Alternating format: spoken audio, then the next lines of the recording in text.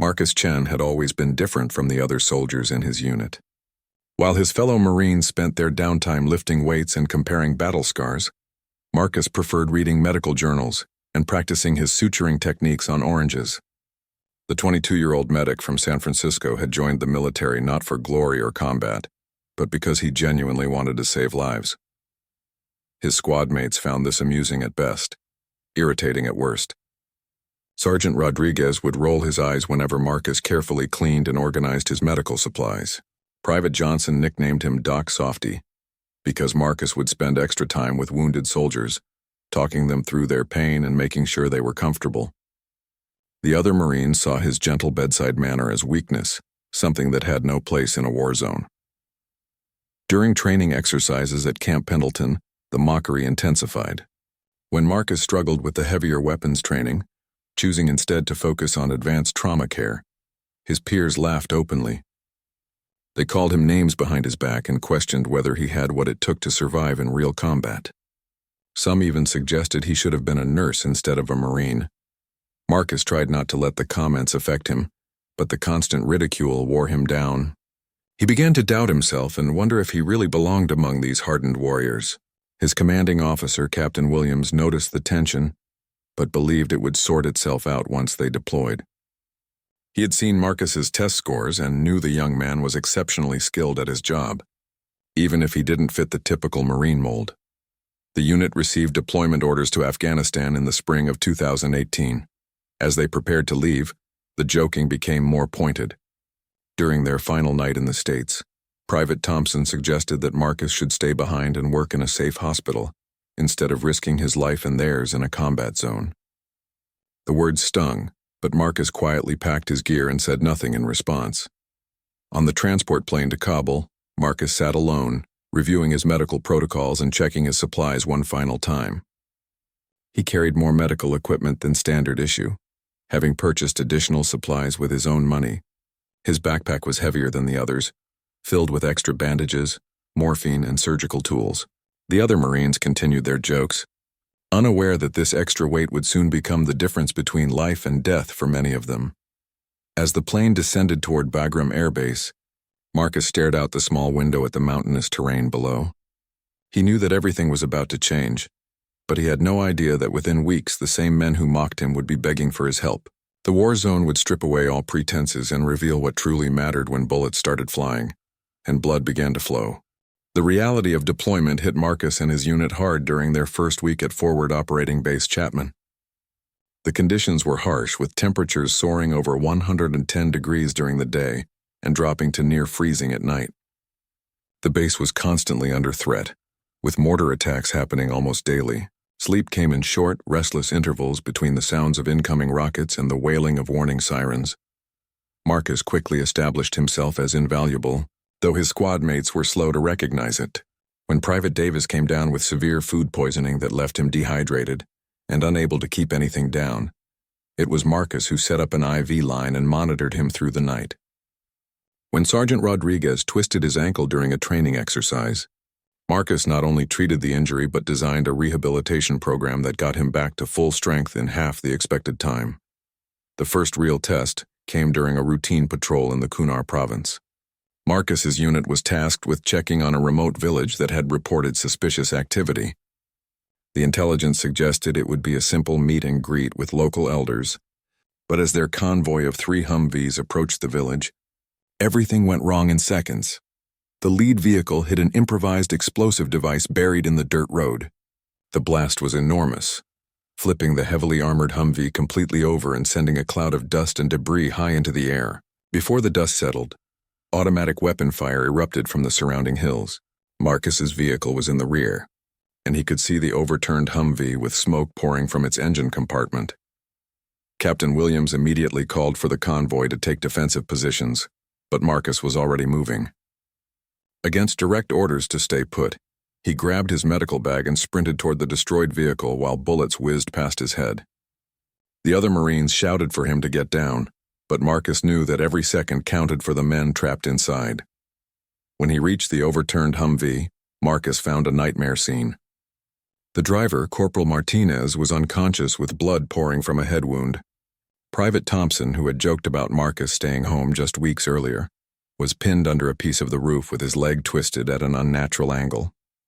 In the back, Private Johnson was conscious but in shock, with shrapnel wounds across his chest and arms. Working under intense enemy fire, Marcus began triaging the wounded. He applied pressure to Corporal Martinez's head wound, while simultaneously checking for spinal injuries.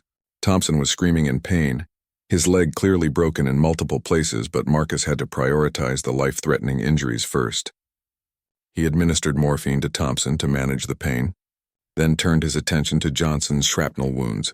The enemy fire was getting closer, and Marcus could hear Captain Williams on the radio calling for immediate evacuation support. But the nearest medical helicopter was 20 minutes away, and Marcus knew that was too long for at least 2 of the wounded men. He would have to stabilize them right there in the middle of a firefight, using only the supplies he carried on his back. As bullets continued to impact around the overturned vehicle, Marcus worked with steady hands and complete focus. The same gentle nature that his squad mates had mocked was now keeping him calm under pressure. He applied tourniquets, started IV lines, and cleaned wounds while his fellow Marines provided covering fire. For the first time since deployment, no one was laughing at the medic. The evacuation helicopter finally arrived, but landing in the active combat zone proved nearly impossible. The pilot had to circle repeatedly, while Marcus's unit laid down suppressing fire to clear a safe landing zone. During this time, Marcus continued working on the wounded using every piece of medical knowledge he had learned.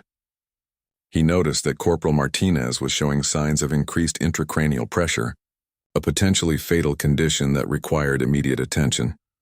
With no proper surgical equipment available, Marcus had to improvise. Using a sterilized combat knife and guidance from his medical training, he performed an emergency procedure to relieve the pressure on Martinez's brain. It was a technique he had only read about in textbooks, but with the helicopter still circling overhead and enemy fire intensifying, it was Martinez's only chance of survival. The procedure worked.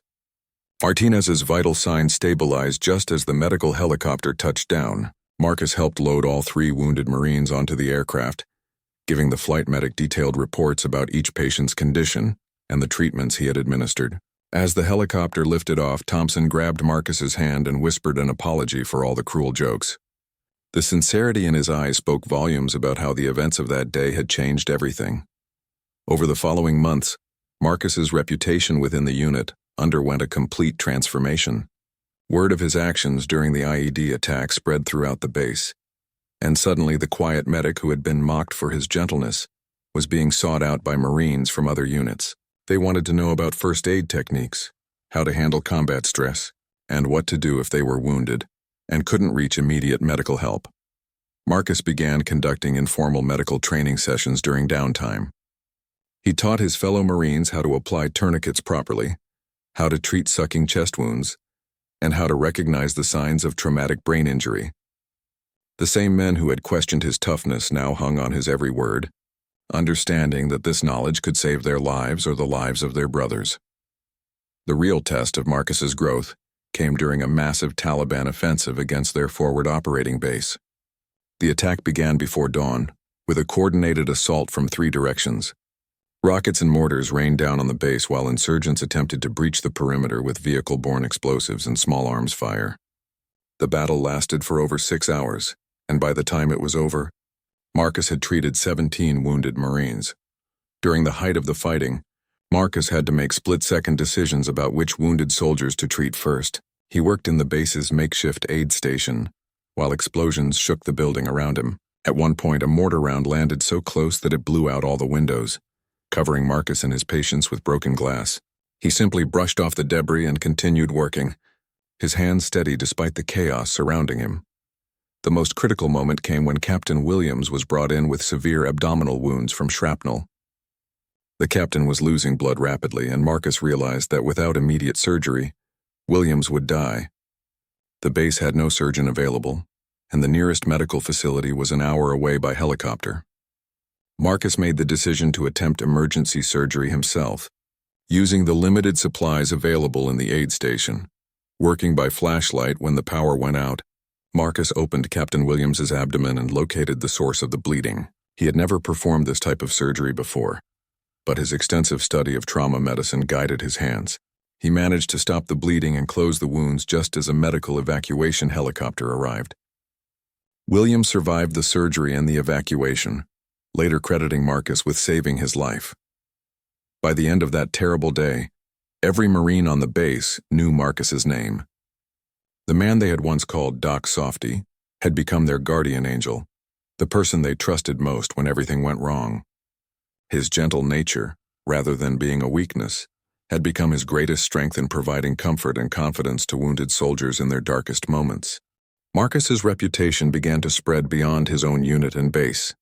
Medical personnel from other forward operating bases started requesting his assistance with difficult cases.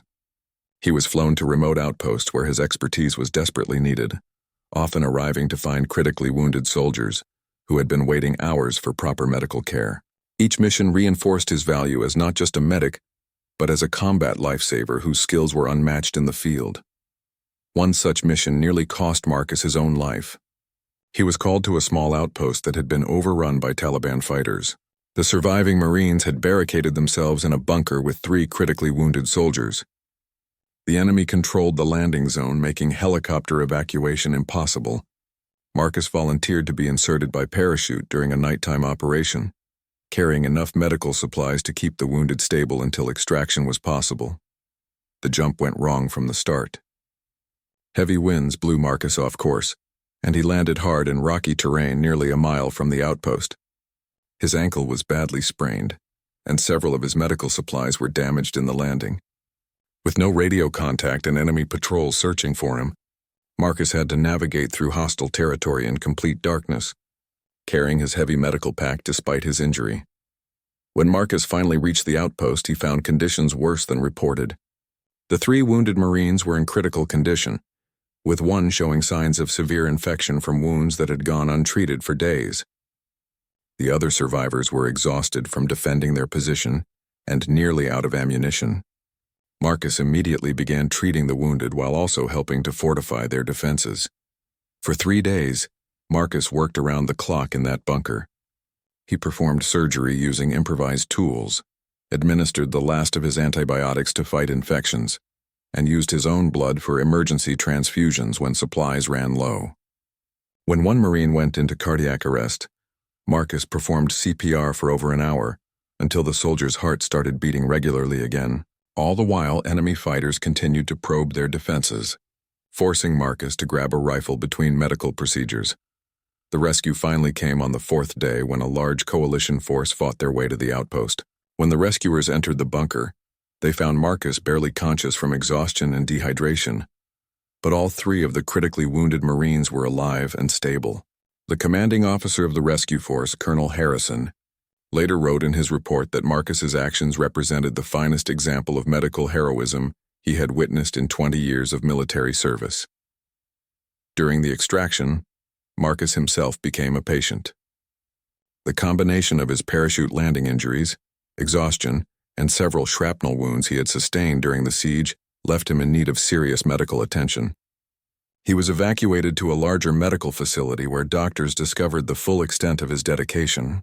Along his ribs were multiple scars from shrapnel and fragments, injuries he had ignored while treating others. The medical team was amazed to learn that Marcus had been functioning with these wounds for months. Some were partially healed injuries from previous firefights that he had treated himself and never reported. Others were fresh wounds from the recent siege that he had bandaged quickly and ignored. The pattern of scars told the story of a man who had repeatedly put himself in harm's way to save others, never once seeking medical attention for his own injuries. As Marcus recovered in the hospital, news of his actions reached the highest levels of military command. His case file grew thick with commendations and reports from officers who had witnessed his heroism firsthand. The same gentle nature that had made him a target for mockery had evolved into an unstoppable force for good in the chaos of war. Word began to circulate that very important people were taking notice of the young medic from San Francisco. His recovery took several weeks, during which time Marcus received visits from Marines he had saved. They came to thank him, to check on his progress, and to share stories of how his medical training had helped them save others. Thompson, whose leg Marcus had treated after the IED attack, visited with news that he was walking normally again thanks to the immediate care he had received. Each visit reinforced the profound impact that one person's dedication and courage could have on so many lives. While Marcus was still recovering, an unexpected visitor arrived at the medical facility. Admiral Patricia Hawkins, one of the highest-ranking officers in the Pacific Fleet, had flown specifically to meet the young medic whose actions had become legendary throughout the military community. Marcus was surprised by the visit, assuming it was routine protocol for wounded service members to receive visits from senior officers. Admiral Hawkins had a different purpose entirely. She had been following Marcus's case through official reports and personal recommendations from field commanders. What impressed her most was not just the individual acts of heroism, but the consistent pattern of selfless service that defined Marcus's entire deployment. She had come to personally evaluate whether Marcus was the right candidate for a special assignment that could change the course of his military career. The Admiral spent an hour with Marcus, asking detailed questions about his medical training, his decision-making process under pressure, and his motivations for joining the military. She was particularly interested in his approach to treating combat stress and trauma, areas where the military was desperately seeking improved methods. Marcus answered honestly, explaining that his gentle bedside manner wasn't a weakness but a deliberate choice to help wounded soldiers maintain hope and dignity during their most vulnerable moments. During their conversation, Admiral Hawkins noticed Marcus unconsciously rubbing his ribs when he shifted position. When she asked about his injuries, Marcus initially downplayed them, saying they were minor wounds that were healing well. The Admiral pressed further, and eventually Marcus removed his hospital gown to show the extent of his scars. The pattern of wounds along his ribs told a story that official reports had only hinted at. Each scar represented a moment when Marcus had chosen to expose himself to danger to save others. Some were from shrapnel that had hit him while he was treating wounded soldiers in open areas. Others were from bullet fragments that had ricocheted off nearby surfaces while he worked. There were burns from explosions he had run toward rather than away from, and cuts from improvised medical procedures performed under fire. The Admiral realized she was looking at the physical evidence of extraordinary courage and dedication. Admiral Hawkins made her decision on the spot. She offered Marcus a position in a new military medical program that was being developed to train elite combat medics for special operations forces. The program would require him to complete additional advanced medical training, including surgical techniques and trauma psychology. More importantly, it would position him to train the next generation of military medics, passing on the hard-won knowledge he had gained in combat. Marcus was hesitant at first. He felt a strong loyalty to his current unit and wasn't sure he wanted to leave the field medicine he had grown to love. The Admiral understood his reluctance but explained that his impact could be multiplied exponentially by training others. She pointed out that the techniques he had developed and the courage he had demonstrated could save thousands of lives if properly shared with other medics throughout the military. The decision became easier when Marcus learned that several of the Marines he had saved were being medically retired due to their injuries. Thompson would walk with a slight limp for the rest of his life, but credited Marcus with saving his leg from amputation. Corporal Martinez had made a full recovery from his brain injury, something doctors said was miraculous given the severity of his initial condition. These men wanted Marcus to take the position so that other medics could learn to provide the same level of life-saving care. As his recovery neared completion, Marcus accepted Admiral Hawkins's offer. He would be transferred to a medical training facility in San Diego, where he would help develop new protocols for combat medicine. The position came with a promotion and recognition that his innovations in field medicine were valuable beyond just his personal service. It was a chance to transform his individual heroism into systemic improvements that could benefit the entire military medical corps. The news of Marcus's new assignment spread quickly through his old unit. The same Marines who had once mocked him for being too gentle now spoke of him with genuine pride and respect. They understood that their medic was being recognized at the highest levels for the very qualities they had initially failed to appreciate. Sergeant Rodriguez, who had been one of Marcus's harshest critics, admitted that he had been completely wrong about what made a good soldier. On his last day at the forward operating base, Marcus received an unexpected honor. His entire unit gathered for a ceremony where Captain Williams, now fully recovered from his abdominal wounds, presented Marcus with a special commendation signed by every Marine he had served with. The document acknowledged not just his medical skills but his courage, dedication, and the gentle strength that had made him an exceptional medic and an even better human being. The ceremony marking Marcus's transition to his new role took place at the Navy Medical Center in San Diego. It was a formal event attended by medical personnel, military officials, and some of the Marines Marcus had saved during his deployment. The ceremony was meant to be routine, but it became something far more meaningful when Admiral Hawkins unexpectedly asked Marcus to remove his dress uniform jacket. Standing before the assembled crowd in his white undershirt, Marcus revealed the full extent of the scars along his ribs that had told Admiral Hawkins the true story of his service. The room fell silent as the Admiral pointed to each scar and explained its significance. She told the story of the IED attack, the siege at the remote outpost, and the countless times Marcus had put himself in danger to save others. Each mark on his body represented a life saved and a moment of extraordinary courage. Admiral Hawkins then did something unprecedented in her long military career. She stepped forward and saluted Marcus, holding the salute while she spoke about the true meaning of service and sacrifice. She explained that while many soldiers showed courage in battle, Marcus had demonstrated something rarer: the courage to be vulnerable, to be gentle, and to maintain his humanity in the midst of war. His scars were not just evidence of his physical bravery, but symbols of his emotional strength and unwavering commitment to healing rather than harming.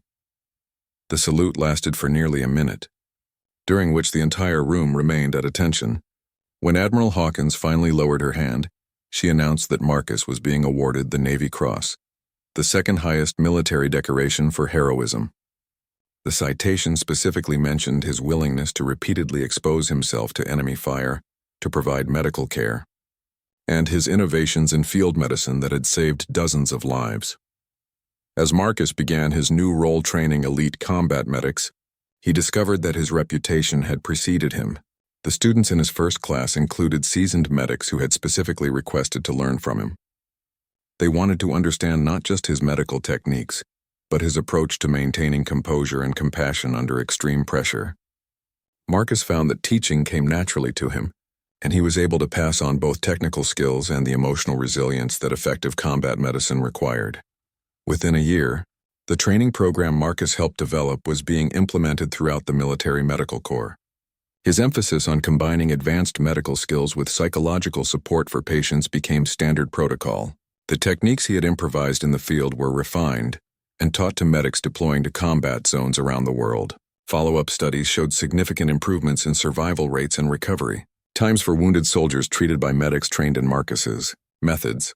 Marcus's story became legendary within military medical circles, but he remained humble about his achievements. When new students asked him about his scars, he would explain that they were reminders of the trust that wounded soldiers had placed in him. He would tell them that being a combat medic meant accepting that you might be hurt while helping others, but that the lives you save make every scar worthwhile. The transformation in how Marcus was perceived was complete, but it had required him to prove himself in the most dangerous circumstances imaginable. The gentle young man who had been mocked for reading medical journals and practicing sutures on oranges had become one of the most respected medical professionals in the military. His critics had learned that true strength often comes in forms they don't initially recognize or value. Years later, when Marcus received his commission as an officer and was promoted to lead the entire combat medic training program, Admiral Hawkins attended the ceremony. In her speech, she reflected on how Marcus had taught the military an important lesson about heroism. She said that while some heroes charge into battle with weapons blazing, others run toward danger carrying medical supplies and hope. Both types of heroism are essential, but the latter requires a special kind of courage that our society often undervalues. The story of Marcus Chen became required reading at military medical schools, not just for the tactical lessons it contained, but for its demonstration of how perceived weaknesses can become extraordinary strengths when applied with dedication and courage. His scars, once hidden and ignored, had become symbols of a new understanding of what it means to serve with honor. The medic they had mocked had proven that healing can be the highest form of heroism, and that gentleness in the face of violence is not weakness, but the greatest strength of all.